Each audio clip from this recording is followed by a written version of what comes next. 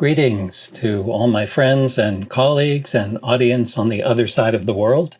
My name is Peter Manuelian. I'm a professor of Egyptology at Harvard University, and I'm here in the Boston area on the east coast of the United States. And I'm delighted to be able to share with you some of the work that we have done over many years at the famous Giza pyramids, perhaps the most famous archaeological site in the entire world. Today, I'm just going to give a brief overview of the site and some of the exploration that has taken place over many, many years. And here is an overview of what I hope to talk about today, some background of Giza, a brief excavation history. I will talk about the man who did most of the excavating at the site in the first half of the 20th century, George Reisner.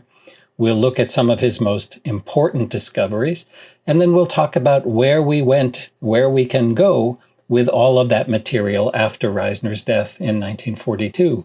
And that includes some exciting new immersive technologies, VR and AR and other things. And then finally, I'll finish up trying to give some credit to the people who have not received much credit over so many years in Egyptology. I'm speaking about the Egyptians who did most of the excavating on these incredible expeditions. So I like to think about Giza as having three golden ages. The first golden age, of course, is in the Old Kingdom, the Pyramid Age, about 2500 BCE. The second golden age is the first half of our 20th century, so from about 1900 to 1940 or 50, the great age of the Western expeditions, hundreds of workmen clearing so much debris all over the sites in up and down the Nile in Egypt and Sudan. And then what is the third golden age? Right now, so much great new technology, archaeological sciences, VR, AR, photogrammetry, modeling, so many ways we can ask new research questions. So it all goes back to the very, very beginning of Napoleon Bonaparte's expedition into Egypt and bringing materials home to Europe and starting the fever or Egyptomania craze. From then, we move on to one of the first serious archaeologists working at Giza first, and then many other sites as well. This is Flinders Petrie, of course, and he lived in a small rock-cut tomb not far from the Great Pyramid itself as he was doing his explorations in the early 1800s. I'm skipping over many of the early explorers, of course. From Flinders Petrie, the British explorer, we move on to our own George Reisner. Reisner was very interested in ancient history and Assyriology when he began his career. He was a Harvard student, class of 1889, and then he went to Berlin for a while, back to Harvard to teach, and then he came to Cairo in the late 1800s to work on the Cairo Museum collection. And then his career took a very big change. He met a rich American philanthropist named Phoebe Hearst, and she was looking to support archaeologists. And so he decided to change careers from being a language person to being an archaeologist. And he worked at many different sites in Upper Egypt, that's to the south of the country, and he became expert in his archaeological technique. And then by about 1903, the famous Giza pyramids became available. And these are the men who all wanted a piece of the action: a German expedition, an Italian expedition, and Reisner and the American expedition.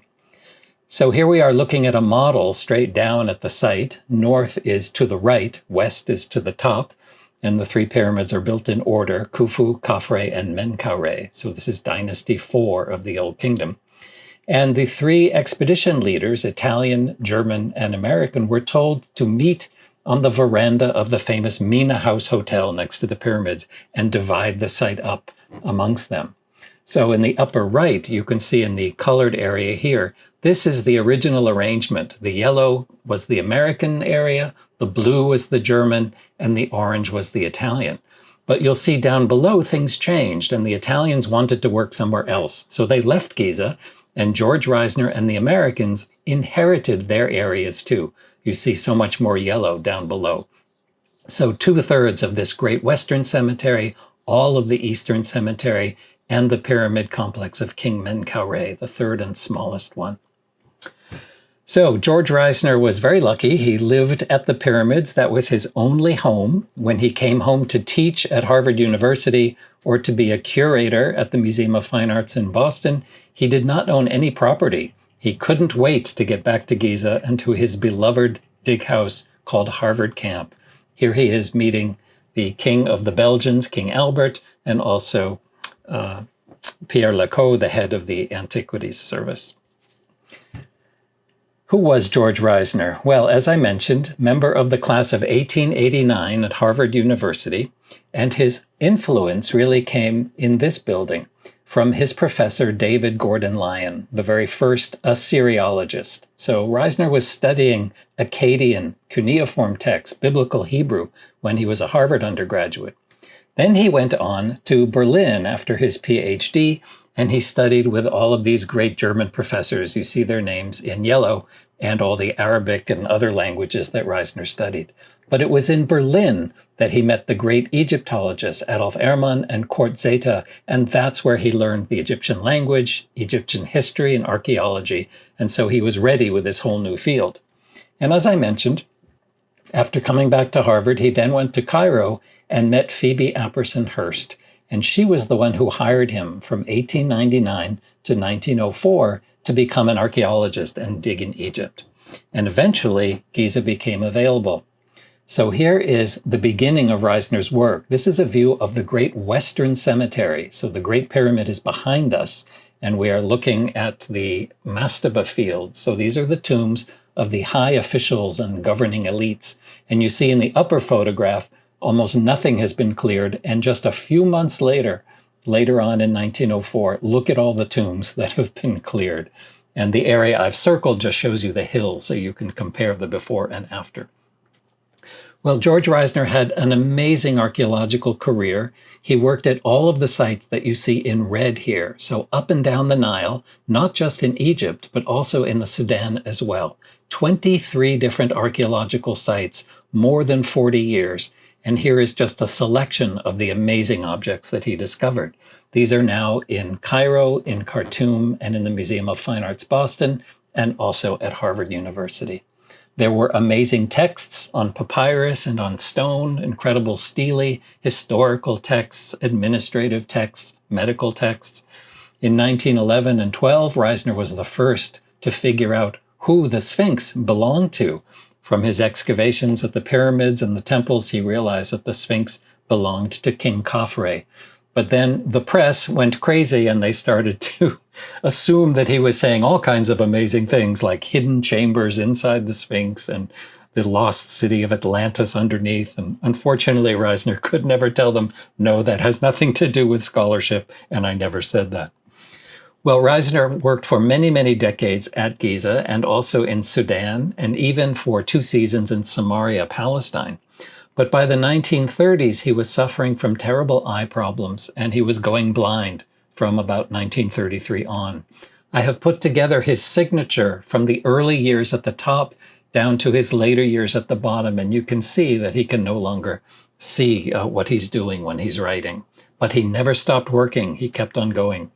In fact, he died at the pyramids at his beloved dig house called Harvard Camp in 1942, in the middle of the Second World War.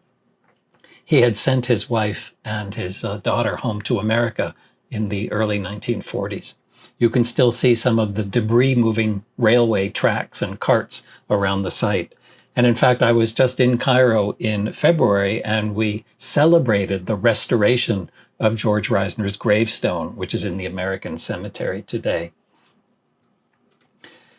To decide what kind of influence and importance this man had, we can make an important list here. He made so many contributions to our history of the Old Kingdom, understanding dynasties 4, 5, and 6, the funerary architecture, the high officials of the Giza necropolis, studying the mastaba tombs, the inscriptions, the decoration. He also did something very similar down south for the Sudan, for ancient Nubian history. He established many, many generations, hundreds of years of chronology for Nubian kings and queens, and excavated many pyramid fields there as well. He also modernized archaeological methods. He was one of the first responsible scientific archaeologists, and that meant documentation. So photographs and diaries and notes and plans and drawings and publications, a huge amount of archaeological material. He trained many Western archaeologists from England and America, and they went on to work in both the Old World, in Syria, Palestine, and Mesopotamia, and also in the New World, in Latin America, for example, as well. But he also trained many Egyptians to work too. And he had Egyptian foremen, or rais in Arabic, and they worked at other expeditions later, not only Egypt and Sudan, but in the Levant and in Iraq. So Reisner had a huge influence on archaeology over a large area. Did he make mistakes? Yes, he did. He misinterpreted some of the archaeology, particularly in the south, at the Nubian site of Kerma by the Third Cataract. He thought it was an Egyptian outpost, but in fact it was an indigenous African Nubian kingdom. And when we talk about the first half of the 20th century, we can talk about different kinds of Western colonialism and even racism. And Reisner was a man of his time, in some ways very progressive and thinking ahead, in other ways very typical. So, for example, he couldn't quite understand that the Nubians could have their own great indigenous African civilization. He thought they must be Egyptian immigrants or Libyans coming down to the south. And in terms of the modern era that he worked in, he believed that the British rule in Egypt made good sense for law and order, and he was not ready to see the Egyptians as prepared to run their own country. So remember, during these days, the British were controlling the government in Egypt, and the French were controlling the Antiquities Service. Well, so much of what Reisner found went to the Cairo Museum. A lot of it came here to Boston, to the Museum of Fine Arts in Boston. Harvard University got his collection of detective novels. This was the only hobby he had. The only thing he did when he was not working was reading detective novels. And I looked at all of them in the Harvard Library, about 2,000 or 3,000 of them, because he graded them. He actually gave them grades on the inside, like an A- or a B+, or sometimes a D or an X if he didn't like them very much. So on this plan, we can look at the different years that Reisner was working at Giza, and you can see he started up in the Western Cemetery, and we saw that comparison photo of how much debris he cleared away. He moved slowly eastwards, and then he moves over to the Menkaure temple complexes. One of the great discoveries he made was in 1905, when Phoebe Hearst had just told him that because of financial difficulties, she could no longer support the dig. And this was a huge problem to him. He had to struggle and scramble and eventually replace his Phoebe Hearst expedition with the Harvard University Boston Museum of Fine Arts expedition. And this is the expedition he directed all the way until his death. But it was ironic and perhaps bittersweet for him that Phoebe Hearst visited to Giza, and she left in March of 1905 in this morning, and in the afternoon he found the thing that you see the white arrow pointing to. When they removed the plaster covering, it was one of the greatest Old Kingdom stelae or gravestones ever found. I'm using Photoshop now to show you a color photo of it. This is called a slab stela, so it's a simple gravestone of a man named Wepem Nefret. There are only 3 of these that survive with all of their paint intact. And in the red circle, I'm showing you the spelling mistake that is actually on the Wepem Nefret stela. That is the word for wine, and they've gotten some of the hieroglyphs mixed up. But it's an absolute masterpiece. It is in Berkeley, California today, because this stela was found during the Hearst expedition years, not the Harvard-Boston years. During the time of King Khufu, so the builder of the Great Pyramid, these slab stelae or gravestones were the main decoration that was in the tombs of all these high officials around the pyramids. They did not have large decorated chapels with beautifully carved and painted walls yet. That would come later. So slab stelae, and one other piece of burial equipment that was common in the tombs of Khufu's era was called the reserve heads or portrait heads. These are amazing pieces. They were never parts of complete statues, and they seem to break the rules of Egyptian art because they seem to show individual likenesses. Many people like to argue that Egyptian art is functional, practical. It's burial equipment. It is not the individual expression of individual artists. But you can see when you take a look at these that they really are very special, very unique, each one showing an individual likeness. So reserve heads or portrait heads, they were found in disturbed contexts, usually at the bottom of burial shafts. So with these and slab stele, you have most of the decoration that was at Giza under the reign of Khufu. That will change later on as the tombs become more elaborate, have more chapels, more decorated walls, and more inscriptions. Well, after working in the Western Cemetery for a while, up until about 1906, Reisner moved over to the Menkaure Pyramid Complex. And where the green circle is where he started, the Pyramid Temple on the east side of Menkaure. And then later he would go down this long causeway and work at the Valley Temple. Every royal pyramid had all of these elements to them. He also told his Egyptian photographer to climb 1/3 of the way up the Pyramid of Menkaure and take a photograph of the progress of the expedition every evening. When I read that, I thought, this is a time-lapse movie waiting to happen. So I put all of these photographs together and I was able to try to create the progress of the dig. So you're looking at the end of 1906 and the beginning of 1907, and you see how the Menkaure Pyramid Temple is slowly being cleared away and all of these chambers are opened up. It's an amazing way of thinking ahead as early as 1906 or 7. I was just at Giza, as I mentioned, last February, and I was standing outside the temple and noticing the area where outside the temple, George Reisner found this amazing head, and then inside the temple, he found more parts of the body. And this is a colossal statue of King Menkaure. It's the largest Old Kingdom royal statue found, and it's in the Museum of Fine Arts in Boston today. It went through different types of reconstructions in the Museum of Fine Arts. You can see George Reisner's daughter there on the left for scale. And in the lower right-hand corner, this is the way it looks today in the museum galleries. Well, after the Pyramid Temple, Reisner was working in Samaria, Palestine, and even in the Sudan as well. He was juggling 3 different expeditions around 1909 and 10. But eventually he moved on to the Valley Temple.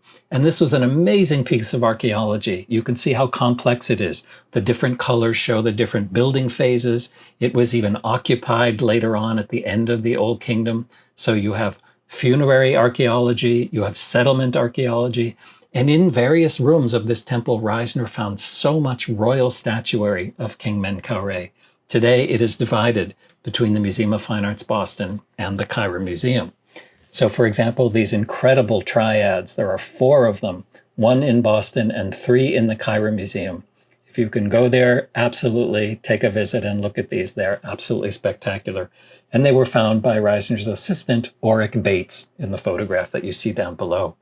But this was not all. This is 1908. In 1910, in a so-called robber's hole in the temple, maybe that's not the right word, another incredible statue was found. This is the dyad or pair statue of Menkaure, and either a queen or a goddess or perhaps his mother.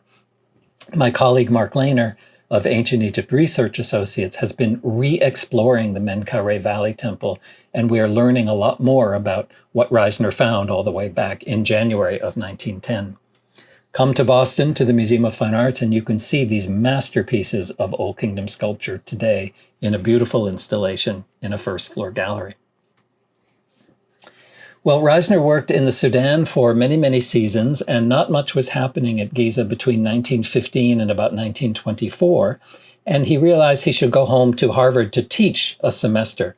So he told his team, I want you guys to start working in the Eastern Cemetery now, on the east side of the Great Pyramid. I don't expect you to find anything so important. I will be back in Boston. Let me know if anything happens. Well, surprise, surprise. When the team was working and the photographers were in this area, they noticed that the legs of the camera tripod sank into the limestone bedrock, and it was not bedrock at all. It was plaster covering. It was hiding something, the shaft and staircase that you see in the photograph. So they went down and down and down, 30 meters, 90 feet. No one has been down here since 1927, but this is the shaft today. I took this quick little movie in February, just a few months ago, and all the way down at the bottom, what did they find? An unfinished burial chamber. Very simple, but filled with deteriorated material, gold, hieroglyphs, strange poles on top of this amazing alabaster sarcophagus, ceramics, stone vessels. In fact, Reisner's friend, the painter, Joseph Lyndon Smith, made this oil painting based on black and white photographs.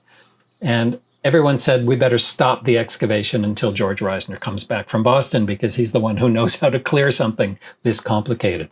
So the team spent about a year and a half lying on mattresses, picking up every tiny little piece, photographing it, drawing it, giving it a number, and bit by bit, they cleared the floor of all this material until they were finally ready to open the sarcophagus and look inside.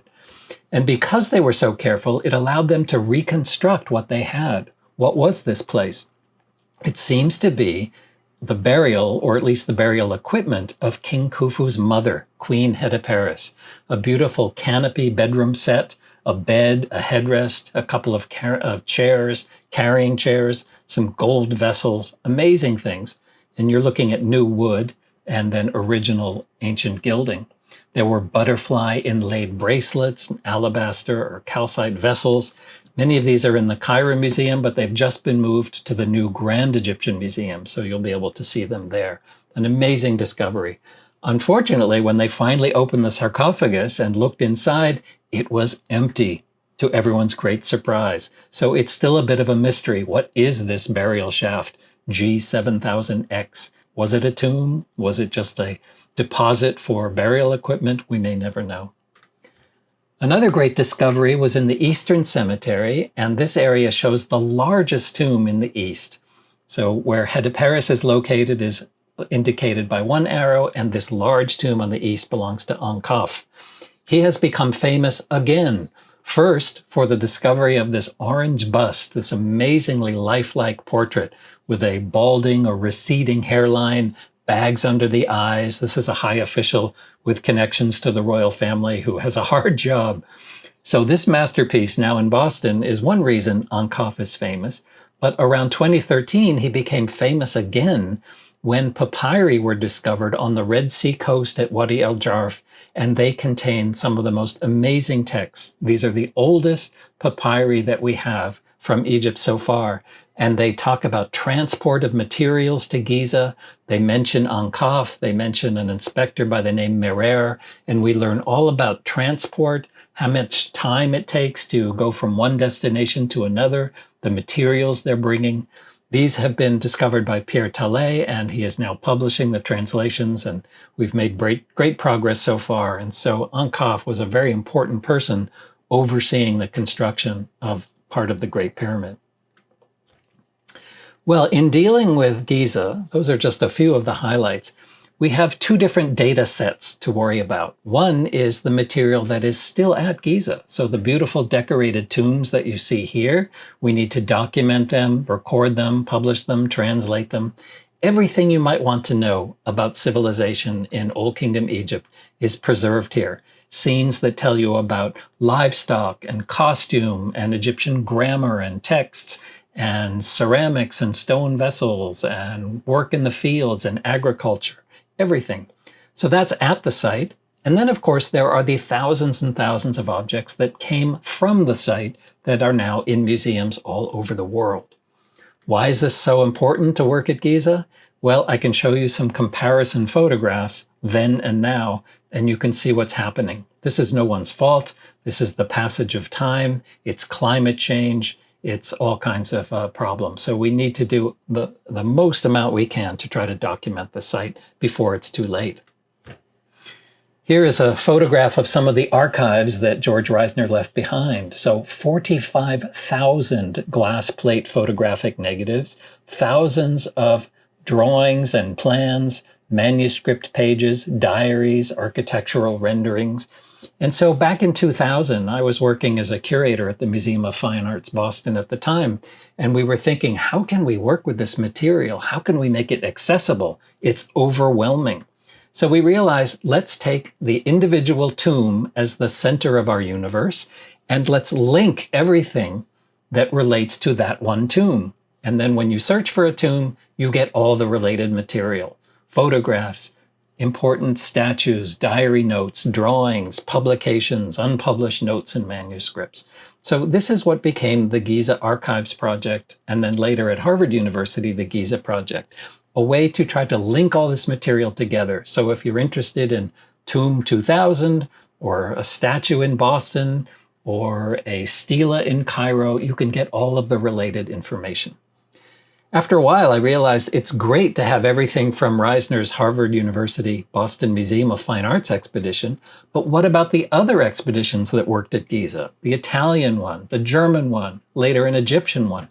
So I traveled all through Europe and I convinced my colleagues in all of these museums to share their material with us, and we added it to our Giza website. And you can freely access this material today. So here is the website address, giza.fas.harvard.edu, and you can search for tombs, you can search for objects, or you can do this sort of 3D modeling now and look for highlights, like going into the tomb of Queen Merisonk, and you can see our reconstruction model.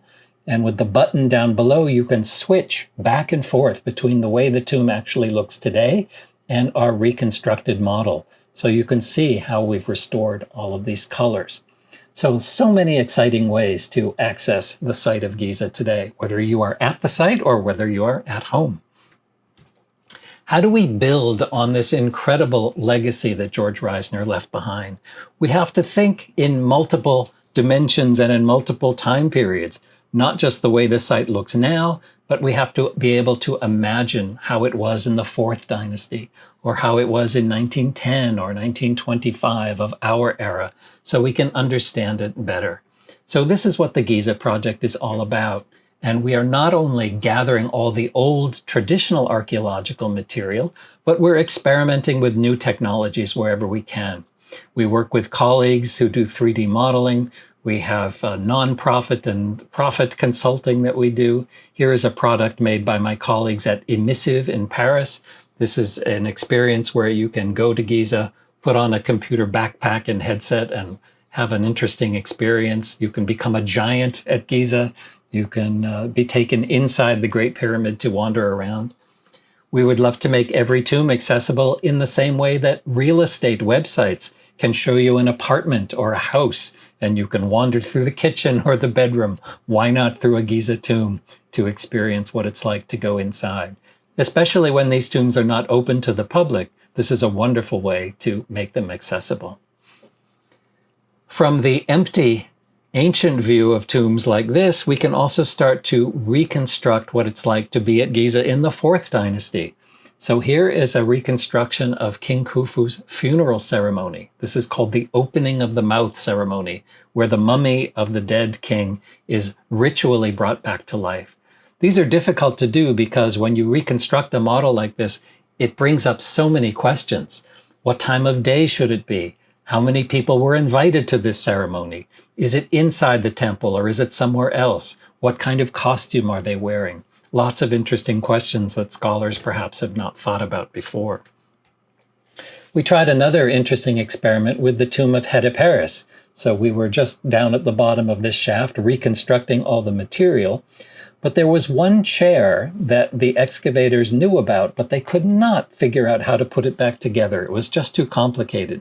Until 1949, and that is when one of George Reisner's successors made an archaeological drawing and figured out what it should look like. Down below, we're wandering into the tomb as it might have looked in the Fourth Dynasty, where all of the material is still in good condition before the wood deteriorated. And you can see there are two chairs. One of them is well known, but the other one is not. It has these falcon arms and is really quite fancy. You see the drawings made in 1949 down below. Well, we thought, if we can make a computer model of the chair, why don't we try to make the real thing? No one has seen this second, more elaborate chair. So we studied the tiny fragments in storage in the Cairo Museum, and then we connected our computer model to a drilling machine that you see in the upper right, and it's carving real cedar wood. There it is, carving the arm of the chair, because we are not great craftsmen, so we needed the computer. And eventually we learned how to make blue faience tiles, and we got some real gold for the gilding, and we actually put this chair together, and it is on display in my museum at Harvard University, the Harvard Museum of the Ancient Near East. Another area I'm very interested in is called Harvard Camp. This is the dig house where Reisner lived most of his life. Even when he worked in the Sudan, it was Harvard Camp was his headquarters, and all the objects came here to be studied and published and photographs. It was just a series of very simple buildings that you see here, and there was no electricity, there was no plumbing, but he was very happy and comfortable here. And I was able to label all the buildings. After a lot of research, I found out what they were all for. And in the courtyard, there are always statues and objects and things. Here is a view of some of the interior rooms. So I thought this could be a good archaeological teaching tool. So we made a model of Harvard Camp. And there it is today with the courtyard filled with materials. Unfortunately, Harvard Camp does not exist anymore. It has been dismantled because of part of the tourist road. But you can see that it's quite an archaeological experience. Now people can get to understand how the expedition worked, how they processed the objects and recorded them. I do a lot of teaching with this material at Harvard. We have a special visualization lab classroom, and we can view the site in 3D or go to the Harvard Camp model. Here is another way we've been playing with Harvard Camp. You can see the illusion here. I'm actually standing at Harvard University, but it looks like I'm standing in the courtyard of Harvard Camp. And as the camera moves around to the back of the computer screen, you can see the illusion. It's two walls and a floor in projection, and it looks like I'm actually standing there. So down below, I can use my iPad and I can bring up an object and I can resize it, make it larger or smaller. I can rotate it. We can study the hieroglyphs on it. So these are interesting courses, and it has been a privilege for me to teach at Harvard. Some of the courses are very big. There's a lot of interest in ancient Egypt. I also did an online course that Harvard X or edX has released. This is a free online course called The Pyramids of Giza. And over the years, it is a free course. It runs at your own pace, doesn't cost anything. And we've had great success, about 124,000 people from all over the world, about 140 countries or so. So an interesting way to try to reach larger groups. Something else we did at my museum, the Harvard Museum of the Ancient Near East, is we have a reproduction of the great dream stela of Thutmose IV. So the original ancient stela still stands between the legs of the Sphinx at Giza. It's 1,000 years later than the Sphinx. So if the Sphinx is 2400 BCE or so, this stela is about 1400 BCE or so. So we wanted to tell the story of the stela. The stela talks about a prince of the New Kingdom, and he takes a nap in the shadow of the Sphinx, and the Sphinx appears to him in a dream and basically says, if you will clear the sand away, I will make you pharaoh, I will make you king. So we created an app that you can use on your phone, and it creates this nice animation here, and the Sphinx comes along and tells the prince what to do, take the sand away and make me king. And then even more fun, you can aim your phone at the stela in the gallery, and it will project in augmented reality these lines of text. And in English, you can read the translation line by line of the entire stela. I would love to translate this into Japanese and many other languages and make it a truly international experience. We also have a way to stand in virtual reality by the Sphinx right in between there, and you can move at different periods in time from the Old Kingdom to the New Kingdom, see the colors change, see the stela get added in the New Kingdom 1,000 years after the Sphinx was carved. We're also experimenting with 3D scanning, of course, to try to create 3D models of that. There are different technologies now. One of them I love is called Gaussian splats. So instead of polygons, now we're using kinds of dots to create our 3D models. This is in the Cairo Museum, and you can see the tourists have all become like ghosts, but the statue of King Khafre, who built the second pyramid, is in very sharp, clear detail and resolution. Once you have scanned these objects, then of course you can 3D print them as well. And this has allowed us great teaching tools. So this was a fun experiment. This head is in Boston, but I knew that the body was in Cairo. So I made a 3D print and I brought it to Cairo with me. And I went to the Grand Egyptian Museum and we tried to match the head to the rest of the body, and it was a perfect fit. And of course, I made the head in this strange blue color because I did not want anyone to think that I was stealing an ancient Egyptian work of art. And I gave this piece to them at the Cairo Museum. So for teaching tools, you can make many of these types of objects and pass them around in class if you're at a university that does not have an Egyptian collection. I don't know where all of this technology is going. It's getting better and better and more interesting. We will see if the Apple Vision Pro is a revolution or just one more step along the way. But these are exciting times here in this third golden age dealing with Giza. And I'll finish up now by talking about the Egyptians who have done so much to help with these expeditions. In fact, there was one particular family that helped George Reisner so much. They came from a town called Kuft in Middle Egypt or Upper Egypt, and these men became the foremen. They helped run the expedition. They kept the accounts. They kept the men in line. They kept diaries, in fact. It was amazing.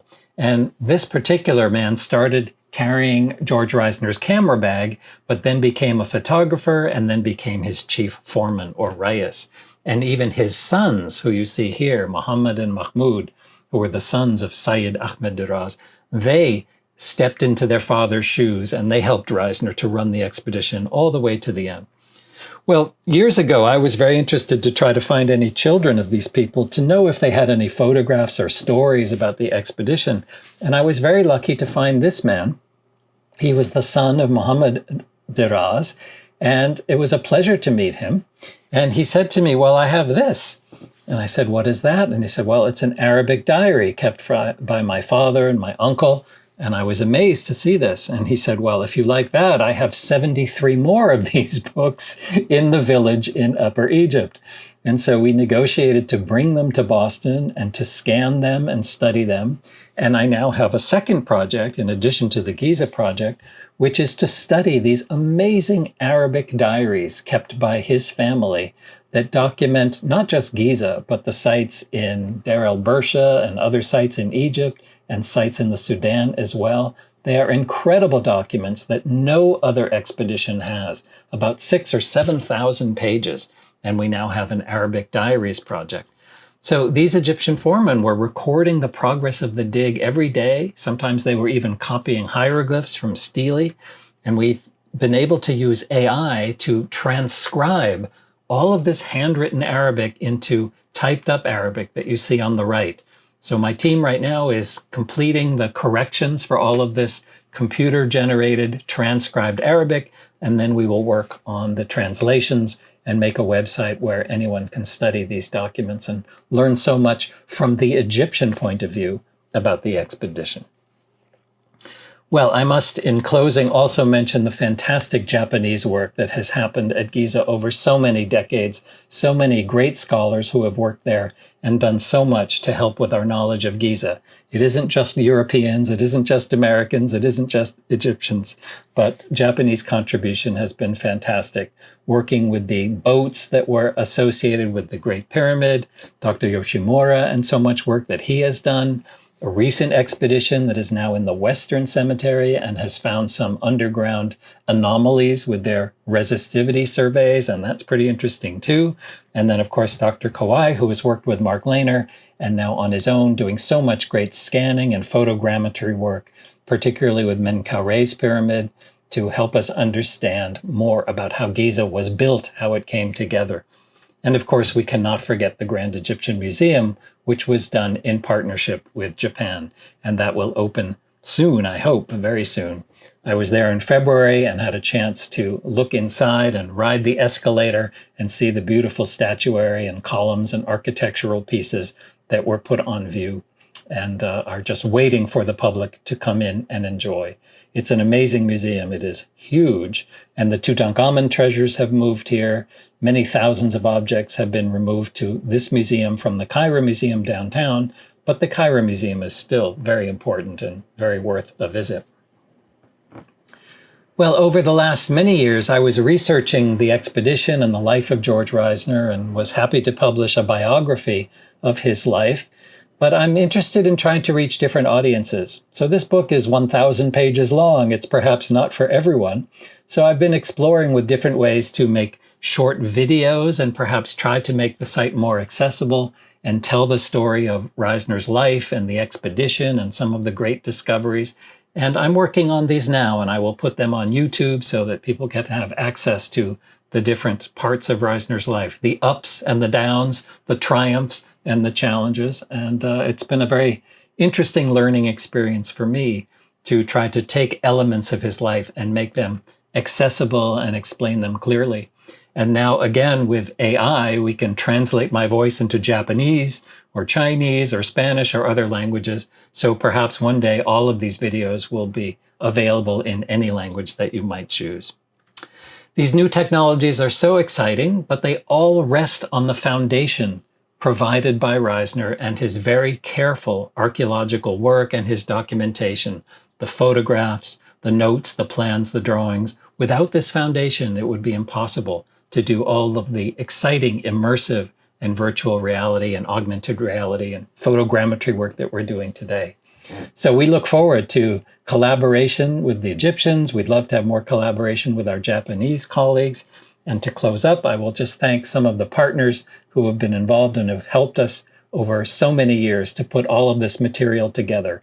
It's never completely finished. There are more excavations and more knowledge coming out of Giza every single year, and it's never quite up to date. We can't quite get up to speed and be up to date with everything that's happening. But over the future years, I hope that we will be able to add more and more material and keep the Giza project and the Giza website continuing to be a contribution to knowledge about ancient Egyptian civilization. Thank you very much for your time and attention, and my best regards to all of my Japanese colleagues on the other side of the world.